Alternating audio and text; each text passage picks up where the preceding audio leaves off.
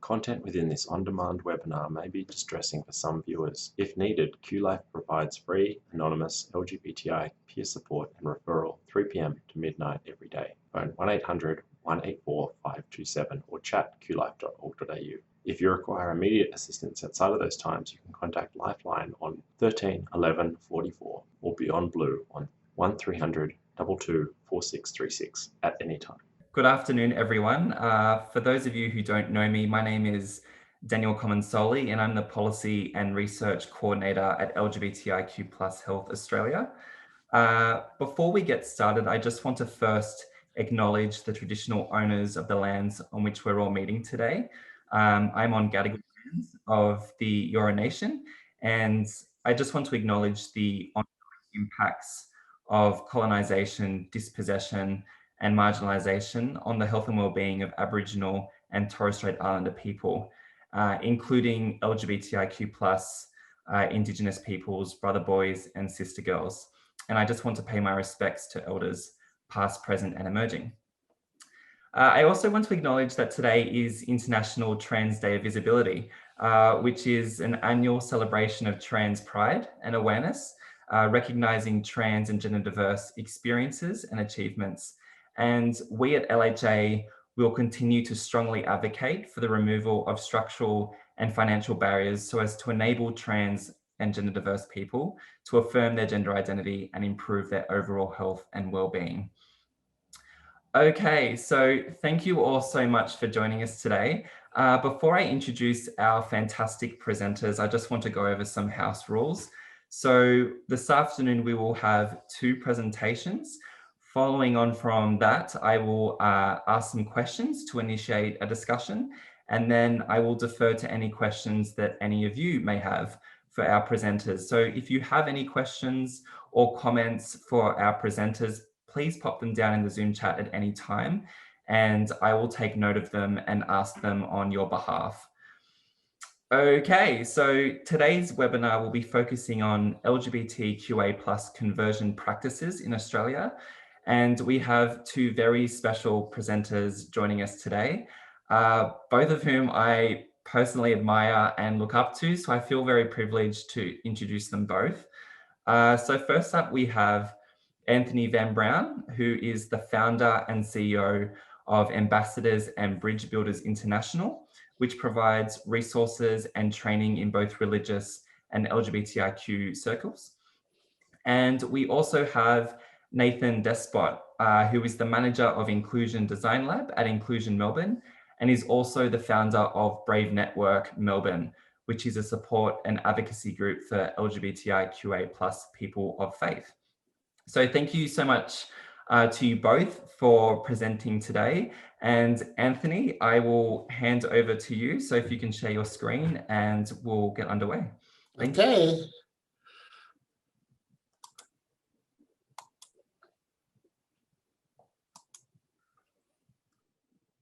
Have we got that right? That's great. Okay, you can. Yeah, I'm looking at my screen and it's not showing the show. It's showing that. Oh, there we are. That's right now, Daniel. Yeah, that's okay. Cool.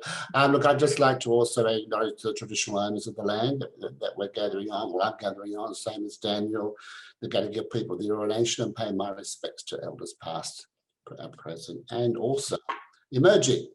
So I'm going to tackle some areas of this topic, and Nathan will be also tackling other areas. So we are going to move on here. So what is conversion therapy or practice? There's been several definitions that have been offered.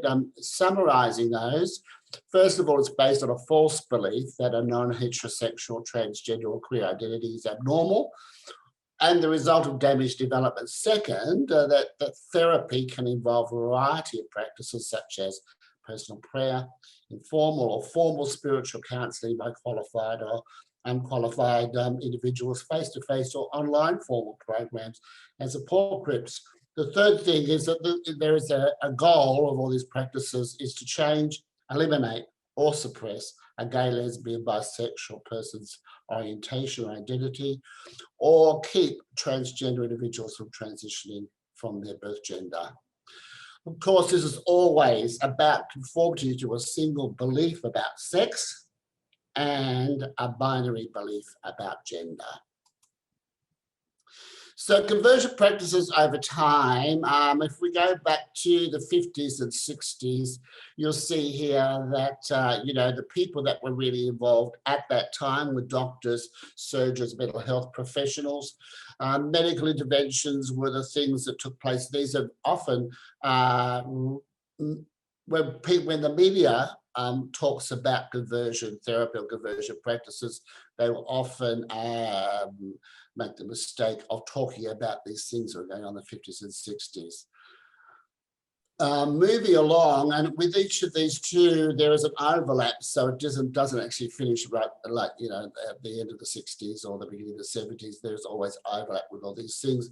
We move into the spiritual interventions, particularly within the Christian church. The terminology there was that people are homosexual or abomination. What they believed during that period was it was always about poor parenting, which was a follow-on from what the mental health professionals used to believe. Strong mother, distant father, sexual abuse, or even that being a homosexual is a choice. And this was always practitioners were ex-gay ministry leaders, pastors, church leaders, and deliverance or exorcism ministries at that time. And you'll see that the goal down the bottom there has always been to be heterosexuality and to be normal and a part of God's plan and order. Sorry, Anthony, I'm not sure if we can see your slides. I don't know if that's just my end, but we can't see changing the slides. So we may just need to stop the presentation and okay. Yeah, see if we can go in again. I'm not sure if anyone else can see the slides, but I can't see the changing. That's a bit of a problem, isn't it? So you just might need to jump in and just walk us through the editing view of the PowerPoint. Sorry, Daniel, what did you want me to do? So just share your screen again for us. Okay, where do I go? Share screen. It's still on share screen. Okay, share screen. No. The perks of Zoom. Yeah. Is that showing? Oh, that's better. Yeah, much better. Oh, okay. Thank you so much. All right, well, I think I just did the same thing I did previously. So no, that's great. That's fantastic. Okay. Yeah, I'm sorry I made you lose your spot, but yeah, feel free to continue at any point. That's okay. And as you can all see this now, you can see this would be a little bit difficult to do without the actual PowerPoint there for you as well.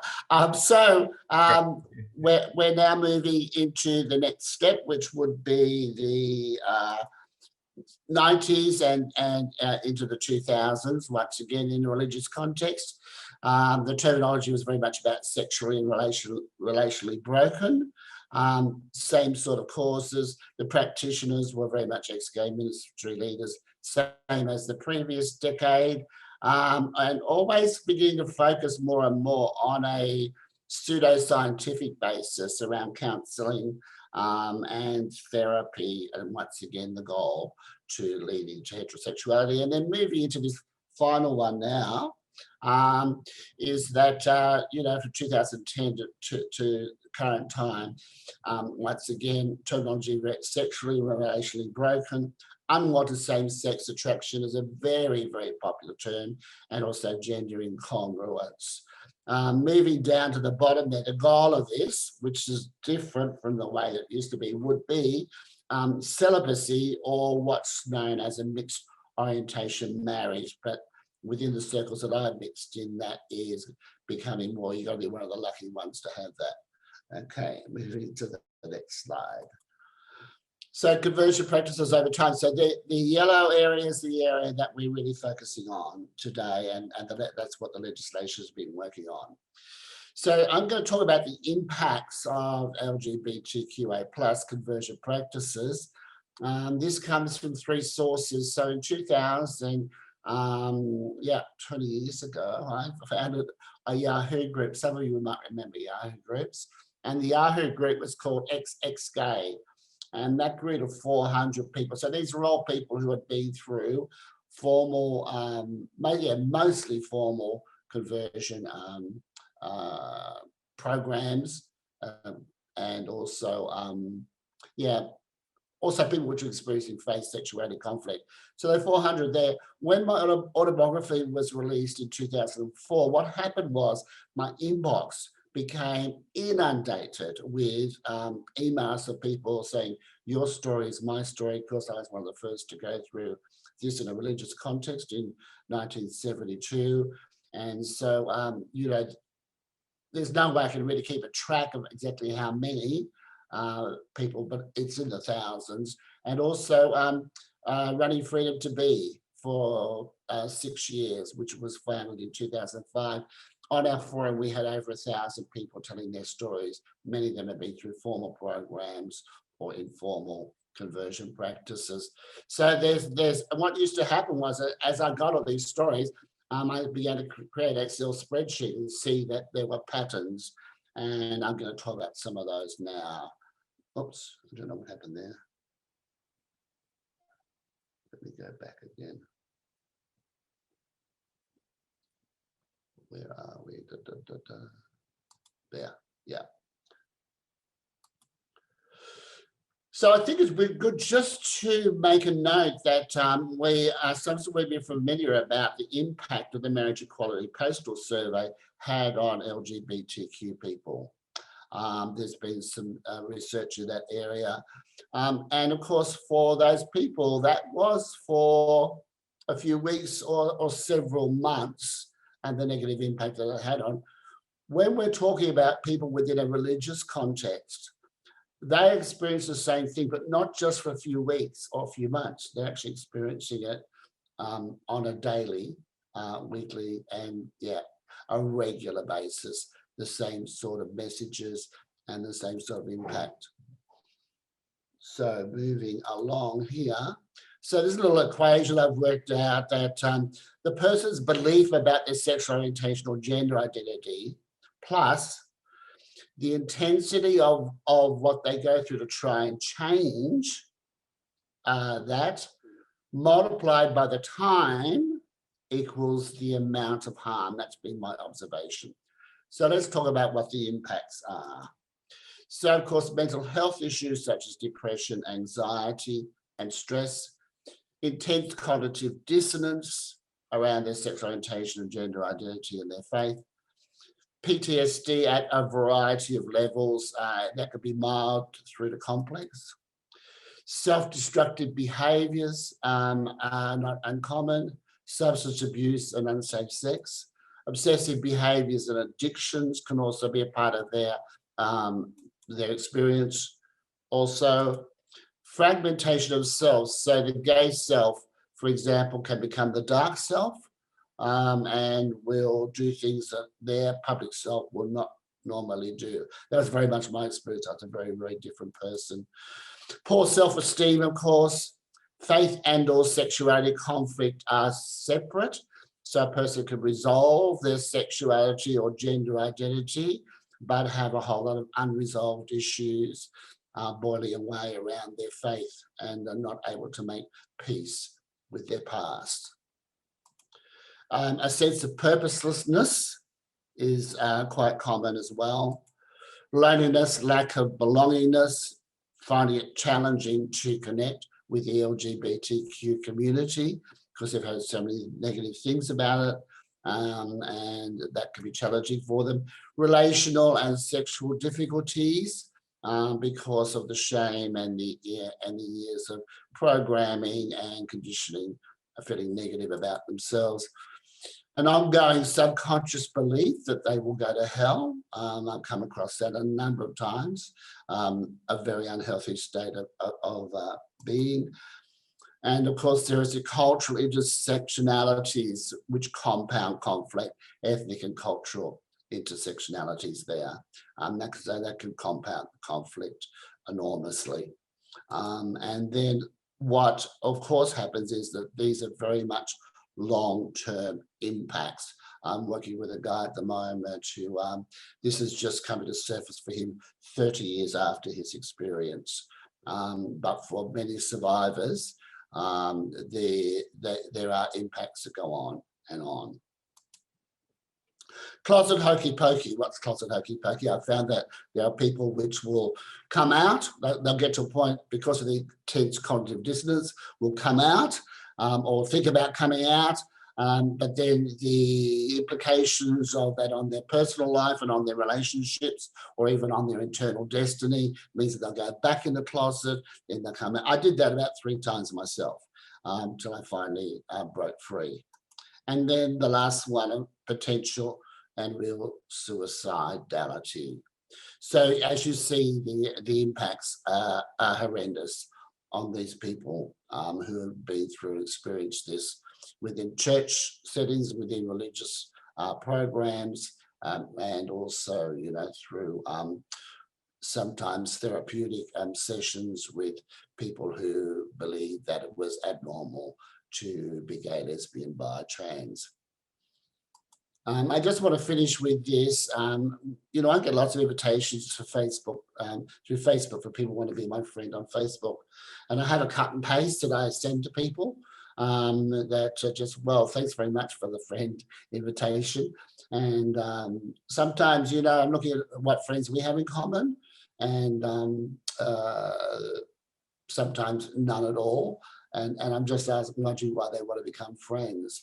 And so I got this friend invitation for a guy called Matt, and I sent him that particular little note, and then I got this response. He said, I just wanted you to know that you're an inspiration to me. Reading a life of unlearning assisted my mental health and acceptance for myself in a tangible way. I used to be on 6 antipsychotic drugs, and now I'm only on 1 mild antidepressant. Thank you. It really did help. I've always been taught that God hates me. I did informal programs with pastors and read lots of awful books. Then I did a 6-week camp with Love Wins, a program of Exodus International. Between 14 and 30, I tried to get rid of the gay. I used to be a pastor in an evangelical church. However, after being a victim of 2 hate crimes in 2 months, I was fired and defrocked. During my ministry, I practiced celibacy to meet their required above-board qualifications. When I turned 30, I settled into the futility of those efforts. Around 32 to 33, I became happy that I was gay. I'm now 34. Half of my life does seem wasted. I made a lot of friends in conversion therapy. Out of 40, only 6 are still alive. 1 died naturally, the rest suicide. Your book gave me hope and let me see a true Christ. Thank you, Matt. Thanks so much, Anthony. That was a really great point to end on, so thank you. Nathan, we'll move to you now. No worries, I'll just share my screen.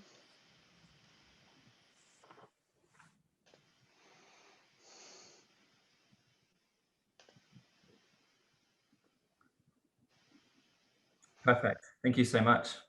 You can see it, fantastic. Yes, thank you so much for the opportunity to present today. Just to be clear, just check, can everyone see the acknowledgement of country on the screen right now? Fabulous, thank you. So I just want to acknowledge the Wurundjeri and Bunurong peoples of the Kulin Nation as the traditional owners of the unceded lands from which I speak with you today, and I pay my respects to the elders past, present and emerging. I think it's important to point that the context that I'm in and the legislation in Victoria, you know, is in this kind of unique state of Victoria. Just a few bit of some background stats to sort of position the religious makeup of Victoria, you know, with census figures. You know, it's a state that's 40% identifying as non-religious, roughly a quarter Roman Catholic, only 9% Anglican, and the vast majority of those are not from what you'd call a low or evangelical Anglican background, and probably only about 5% at the most who you could roughly identify as being evangelical, which compares to places such as Sydney, where you have the Hillsong movement and the Sydney Anglican Church and the C3 movement and others. So there's quite a difference in context. So the things I'll be sharing today about what's happened in Victoria and in other other states where we've worked may not apply to places such as New South Wales, which is important to consider. So firstly, a bit of background about the Brave network. Brave commenced in 2015. However, the genesis of Brave was in a podcast that we ran on Joy, the radio station in Melbourne, called Inside Ex-Gay, where we worked with survivors and theologians and megachurch pastors to come forward and share their LGBTIQ affirming views. Brave uses trauma-informed approaches to support survivors and to facilitate a safe space to discuss and deconstruct their theology, their community experiences, their trauma, leaving faith, reigniting faith, everything in between. We support queer people of faith to tell their stories to media and at public events, and we also train journalists on how to handle our stories. We host confidential private gatherings for faith leaders to create opportunities to share or to ask questions, and we also create opportunities for faith leaders to network with each other. And we're currently sort of facilitating small groups of survivors in the sort of early stages in Western Australia, South Australia, Tasmania, the ACT, and in New Zealand as well. Another project, I guess, of survivors in Australia has been the Sojai Survivor Statement, which many of you may have seen or even endorsed. And the Sojai Statement was developed in 2018. Sojai stands for Sexual Orientation and Gender Identity Change Efforts, which is the more sort of academic global language that's used around conversion practices.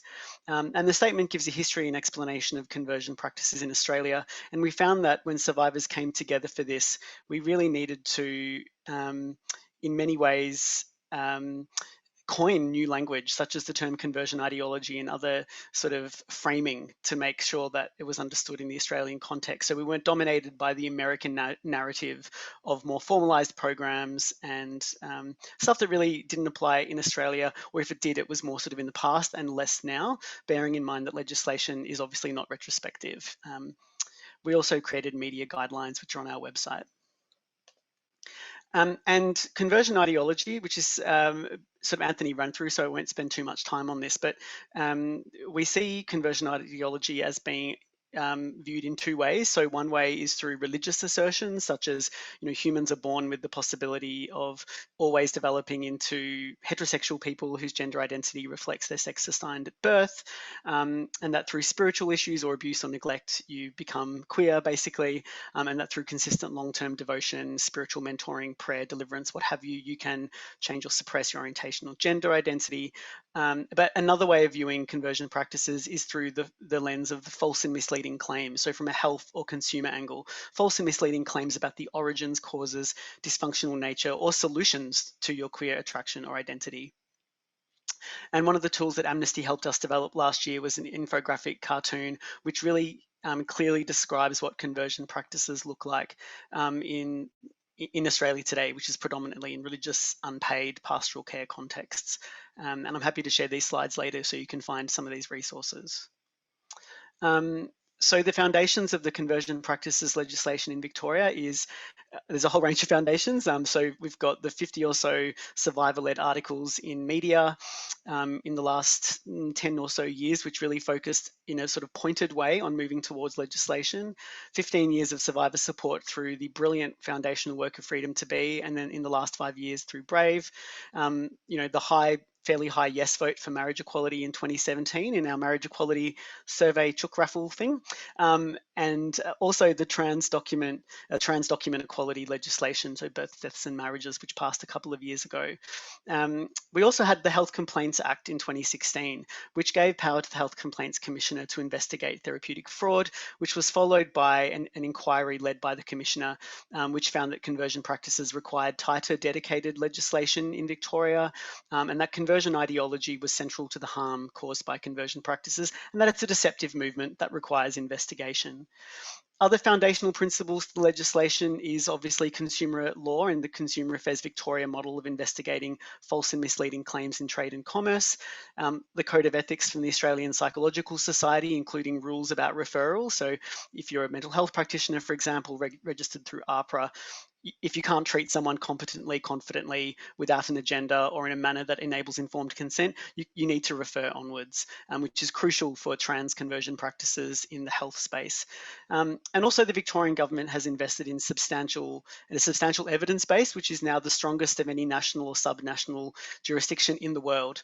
So a consultation in 2019 and 2 research projects, which includes a project that Brave, AGMC, La Trobe University and Macquarie University have worked on with ARC and Victorian government funding, which I'll call for shorthand the National Conversion Ideology and Practices Research Project.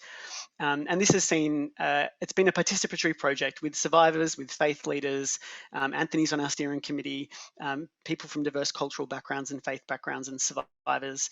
And the aim of this project has been to investigate and analyse the harm, recovery, conversion ideology, and the prevalence of conversion practices in multicultural and multi-faith spaces, quite unprecedented on a global level. And it's found some of the symptoms and health consequences that Anthony mentioned earlier. And our first report, Healing Spiritual Harms, is fabulous and we're extremely proud of it. And there's 4 or 5 reports to come. So we're really proud of this work. So from all of this, looking at intervention, from the research, from our advocacy, from Brave, from our global and sort of partnerships, the way that I could summarize the conversion movement in terms of where the harm occurs, you can see the diagram on the screen. The green indicates unpaid, sorry, it covers informal religious practices focused on adults. Most are unpaid, sometimes paid, if it's like an honorarium to a pastor for time, for example, or to a minister. And this is fueled by, on the right, a system of referrals and inducements, word of mouth, that kind of thing. Sometimes advertising, which you can see in yellow, but mostly advertising of unpaid services. And then in the middle in orange, you can see that there's programs such as Exodus or Living Waters, which are not around as much anymore, obviously, which are either paid or unpaid. On the left, you can see that to a lesser extent, programs focused on minors, problematically more in that trans space these days, unfortunately. And down the bottom, formal regulated practices, so doctors, psychologists, psychiatrists, we see those the least, except for when we see paid regulated mental health professionals who are probably not doing the best when it comes to dealing with trans people. I see the comment, oh, apologies about the color, okay. Essentially, yeah, I guess the main point of this diagram is to show that the main issue needing intervention is that unpaid religious space and the system of referrals and word of mouth that we see. And we also see that conversion practices, I guess, really fall foul of a lot of codes of ethics, standards, guidelines, and regulations. So I won't go through all of these, but conversion practices, for example, include false and misleading claims about the cause of a person's LGBTQA plus identity, abuse of pastoral care guidelines of most major religious bodies, false and misleading claims in trade and commerce if payment is involved, false advertising, failure to allow a person to provide informed consent, false representation, particularly if it's a religious leader where they don't disabuse of the person that of the view that they have qualifications they may not have. Many young people do feel that their pastor is a qualified counsellor, often they're not. And so there's plenty of space for regulation. And in Victoria, we've sort of really built on this understanding of the need for regulation. So I guess a more complex diagram, I've taken the diagram before showing the weighting and the prevalence of certain types of practices and added a section onto the right. And I guess what Sojai survivors' position has been that we need legislation that covers all of those areas where conversion practices take place, but we also need the legislation to include some sort of civil scheme, some criminal penalties, power to investigate, and we also need empowerment of a body to do research and education and survivor support. And what we've seen is that in the United States, and unfortunately also in Queensland, legislation that's often only really covered regulated practices focused on minors. That little, right down the bottom left, it's in green for those of you who can see it, the tiny little box in the bottom left is where we see legislation covering conversion practices with sometimes unregulated programs if they're focused on minors. But for the most part, many of the adult-focused programs get a shot in the arm and expand their operations or come out a little bit of the woodwork because they realise that legislation will actually not touch them.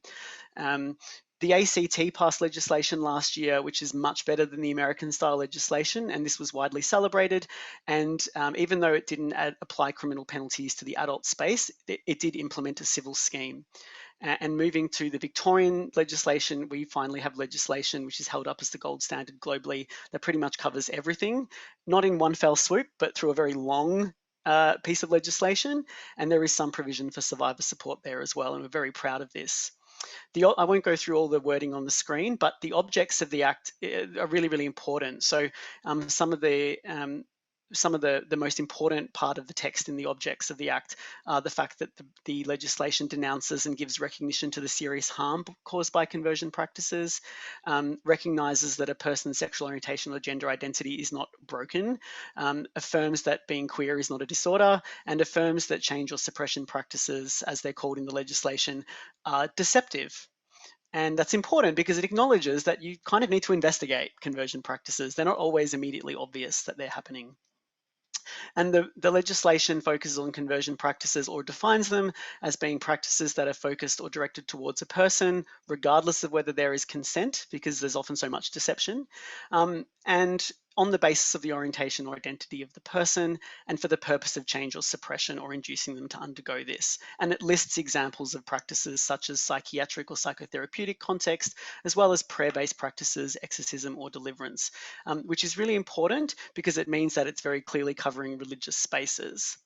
The exclusions are quite strategic. The main exclusion is for health professionals to use their reasonable professional judgment to comply with their legal or professional obligations, which allows for affirmatively intentioned exploratory investigations that, say, a psychologist might do with a young trans person. However, if the person steps outside of the bounds of their code of ethics, then they are not covered by this exclusion, so they would be covered by the legislation.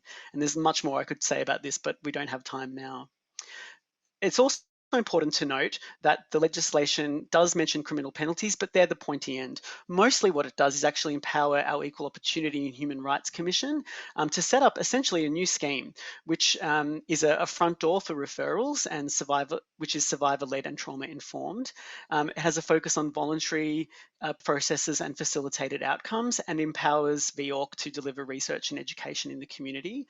If a practice does not meet a criminal threshold, but is still considered to be serious or systemic, perhaps evidence of not so harmful practices being delivered by one person to a lot of people, then it can be investigated by VORC, which is unprecedented powers for any commission in the world to have. And obviously, if there's a compliance notice given and that compliance notice is not complied with, then VCAT, our Civil and Administrative Tribunal, obviously has power there, and that could lead to criminal prosecution as well. The criminal offences are based in our Crimes Act and are based on the notion of injury or serious injury being caused by a person or a body corporate where there's a duty of care. And I've got some of the penalties up on the screen, and I'm happy to share these slides because I won't go into the detail now. There's also a strict liability set of offences for advertising paid or unpaid conversion practices, again, globally unprecedented, and there's criminal penalties for taking a person from Victoria to avoid this law. And of course, it's a criminal offence to not comply with the notice given through VCAT if you're part of the investigation process. Last couple of slides, almost there.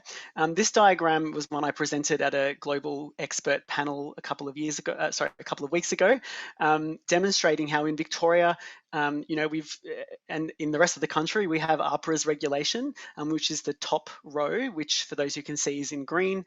And I guess it shows that really regulation can only go so far in covering and investigating conversion practices. And there does need to be some kind of standard or code that is used by the regulator that empowers it to see conversion practices as something that's within its scope.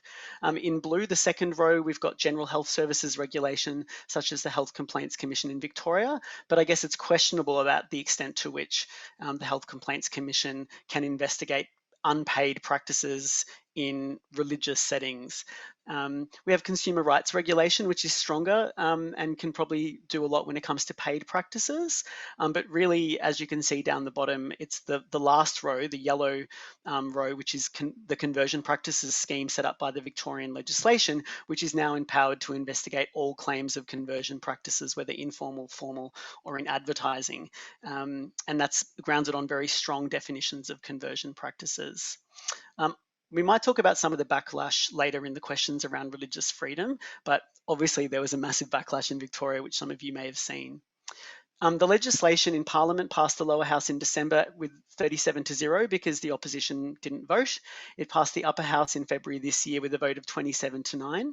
All the opposition's amendments were rejected. However, 7 of the 9 Liberal or National Party MPs went on to vote yes for the bill, even though their amendments were rejected.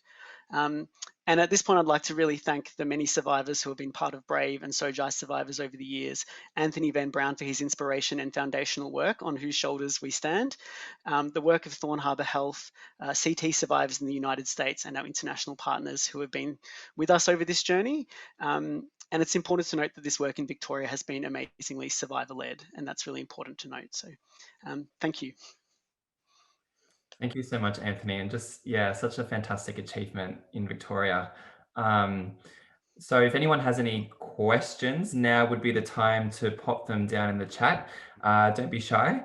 But whilst you're thinking of all your questions, I just wanted to pick your brain, Nathan, on something that you touched on in your presentation around those exemptions for health professionals. And I think that was one of the misconceptions with the Victorian legislation around health professionals having a range of, or the exemptions that allowed health professionals to have those exploratory conversations and to perform a range of checks. And I'm just wondering if you wanted to flesh that out a bit more, and maybe also touch on some of the concerns that were expressed by the Victorian branch of the AMA with regards to that very point. Great question. So I should firstly say that the Australian Medical Association and the Royal Australian New Zealand College of Psychiatrists were made fully aware of this legislation. In fact, the exemptions came from submissions from the Royal College of Psychiatrists. And so we feel that actually a lot of what we were seeing in Victoria was politically motivated and politically partisan. And yeah, we're still a little bit miffed because that was very harmful, those front page stories from the AMA. This legislation gives basically a complete exemption for all health practitioners to do whatever they were doing before, as long as they are complying with their codes. So really the only fear anyone should have about this is if they're stepping outside of their code. If they are a psychologist or a health professional working with a trans person and they don't tell them that down the road there's a GP who could take them through the informed consent model as they transition or affirm their gender, and they take them through months and months or years of unnecessary sort of checks, but don't inform them of the other options, that's really against the code of ethics. That's quite solidly against the code of ethics. And that already existed. That was before this legislation, before even the Health Complaints Commission legislation. So I think it's quite a brilliantly sort of navigated issue in this legislation. And I guess the issue is that we want to make sure in the future that these exemptions are communicated clearly through VORC as they deliver their scheme. Yeah, no, that's a good point. And I guess just from my perspective, it kind of fed into the whole fear mongering and disinformation around how that particular piece of legislation had the potential to criminalize, conversations between a health professional and their client / patient. And yeah, just thought it was really interesting how the AMA decided to intervene at the last minute. But as you've just clearly pointed out, those concerns were completely unfounded. But yeah, I might add to that as well, that in terms of conversations, you're only in sort of scope of criminal penalties if it's focused on the individual and injury or serious injury is caused, including psychological injury, but that can be proven beyond reasonable doubt in a court. And so it's quite a high bar, actually. It is a high bar. And also, if you're working with someone and you can see after a while that you're beginning to cause injury, you'd probably stop, wouldn't you? So if you keep going, so I think the criminal penalties are quite fair, actually. Yeah, good point. Just another question for you both. Something that really struck me in the survivor statement was this section, and I'll quote, "It is the opinion of Australia's leading survivor self-advocate bodies and many Australian denominational and religious leaders that conversion ideology is not theologically sound, nor should it be labelled as a core tenet of any denomination or religious tradition. And I'm just really interested to hear you, Anthony and Nathan, just your thoughts and opinions around what LGBTQA plus affirming theology looks like in your view. Anthony, would you like to go first? I know that's a big question. I created a meme which went on this actually about anti-gay churches, welcoming, accepting, and affirming churches, and the difference between those. And that went viral, right? Shared about 50,000 times. So people will find that on our website, or if they contact me, I can lead them to that thing. But I think that essentially, all the other theology will always say, we love you, but. Affirming theology says, we love you, full stop. There's no conditions, there's no buts about it or ifs. It is just very simply that you are treated equally, that you can use your gifts and serve in a church just as anybody else can, that your relationships, your relationship is acknowledged and accepted as being the same as heterosexual relationships. So that's about as simple as I can put it, I think, Daniel. Does that answer your question? Yeah, no, that was great. Thank you, Anthony. And Nathan, did you have anything to say on that? Allow me to be a little bit obtuse, more than usual. I don't know, imagine you're in, I don't know, the 1750s somewhere in, I don't know, Industrial Revolution England, in a little village, and someone is, you know, caught in a homosexual sexual sort of situation, and they're hauled before their community. And can you imagine the leader saying, so we believe that you're same-sex attracted because of childhood abuse and trauma, and you need to have some talk therapy with your local minister. I mean, it's quite ridiculous, absurd. And I think this is why Anthony's story and his telling of the history is so important, because it shows us the clear link from science to outdated science to rejected science to pseudoscience to having that woven into religious thinking. And so, yeah, you know, theologically, many organized denominations and faiths might see same-sex attraction and people who are trans as being sinful or an abomination. The issue with conversion ideology is that it goes further. It implements pseudoscientific stuff that we can clearly trace. We can trace where that came from. And so we can show that it has not originated in the theological sphere. It's come from somewhere else. So it's a pollution, if you like, of theological thinking. And I think that's sort of where we're coming from in the Sojai survivor statement. There are obviously many, many other reasons that are more subjective from a theological perspective as to why it's terrible theology or not really theology. But I think on that basic sort of objective foundational level, we can see that it's religious thinking that has been invaded by pseudoscience from elsewhere. That was such a good phrase that you just said, a pollution of theological thinking. I've written it down, and I just think, yeah, it really captures what you were just trying to say then. I think that was great.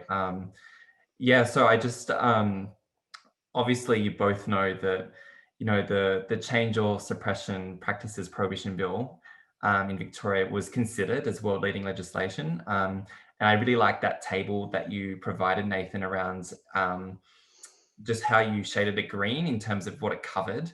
And I just want to ask you both, like, what can the other jurisdictions who haven't moved in this space, what can they learn from the Victorian experience? And I guess what are the main barriers that you two have experienced in achieving law reform in this space?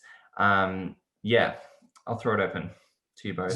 This is an area that I think Nathan excels in and will be the best to respond to that question. Thanks, Nathan. I think you're underselling yourself there, Anthony. I think that actually understanding what has happened in our states, in each state and territory, what's the history of this movement, understanding what has gone on, who were the actors and agents in the past.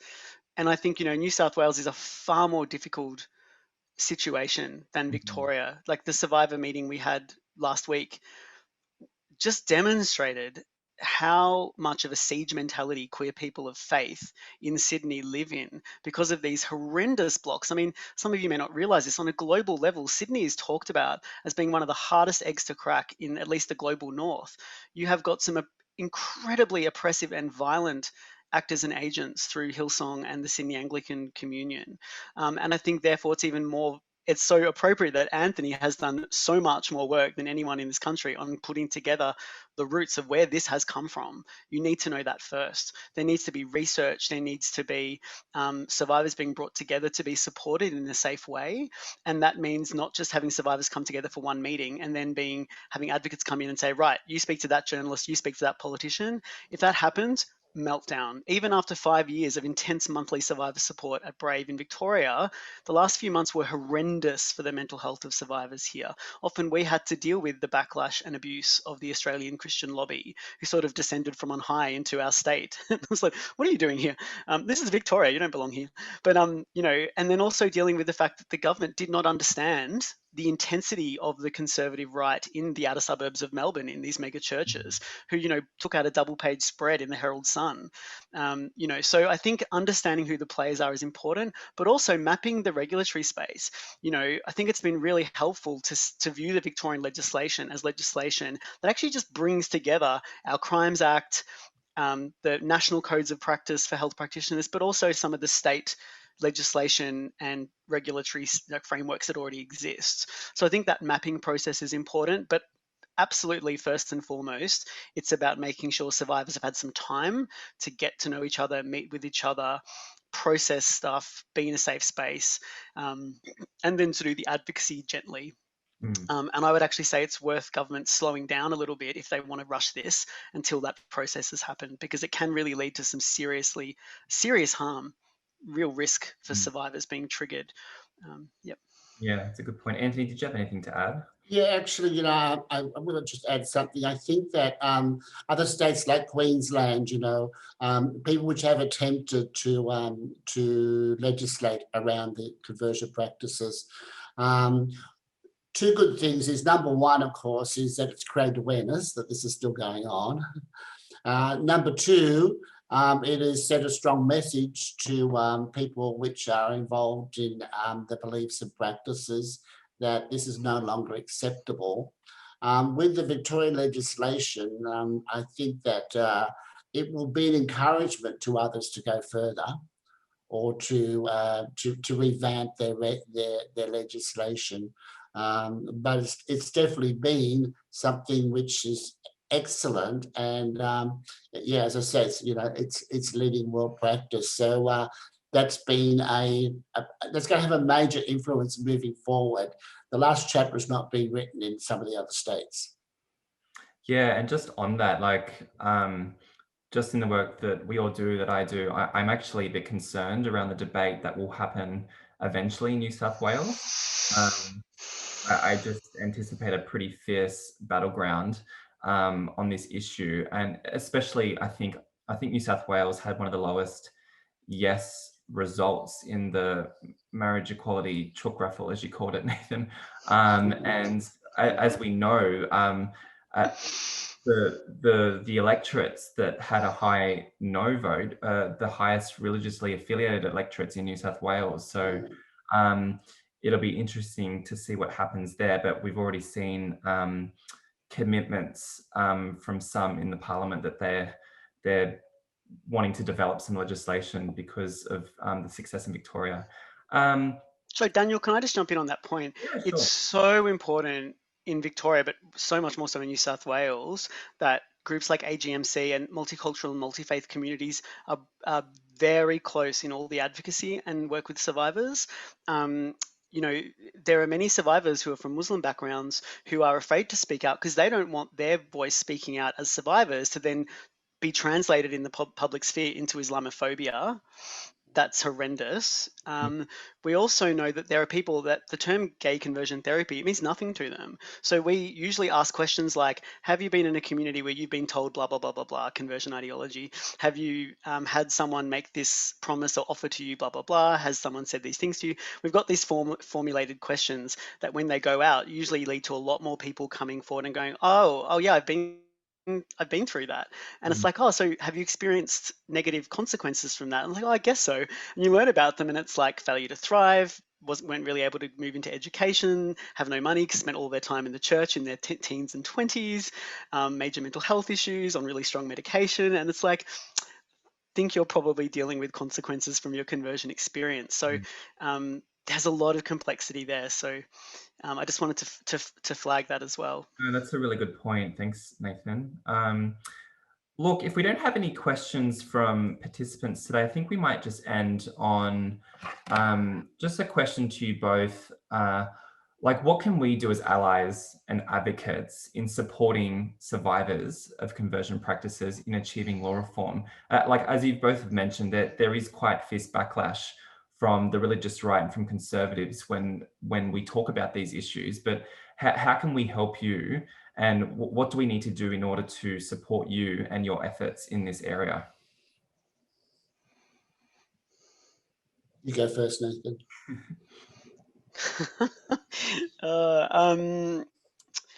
So I think one of the most important things is to, like, through networks, obviously, some of the survivor groups, will be reaching out in the near future, probably in New South Wales.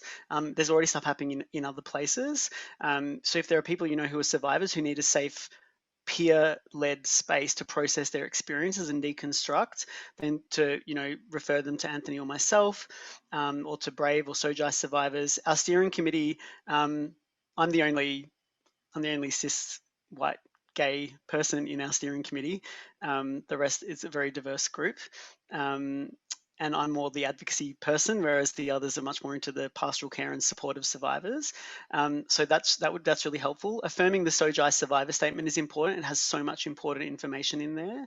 And also making sure that if you see a representation in media that doesn't seem right, or it seems sensationalized or fetishizing of survivors, to say something about it, or alert us to it.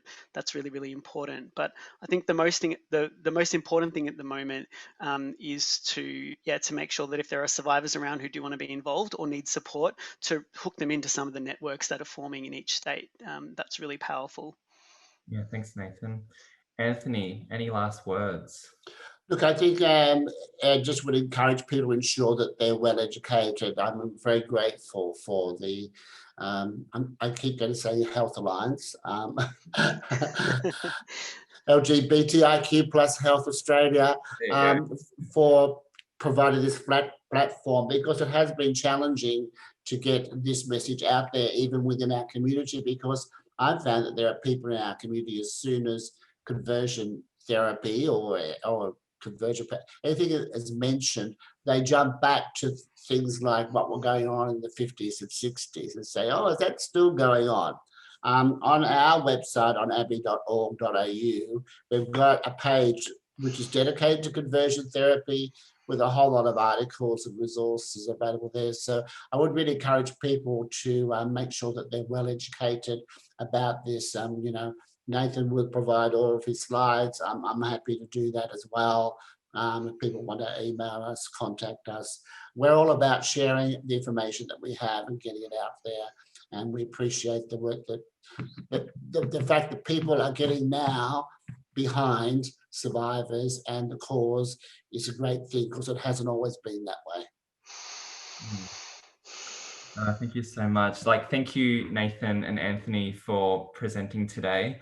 I really value your expertise and sharing your lived experiences with us all today.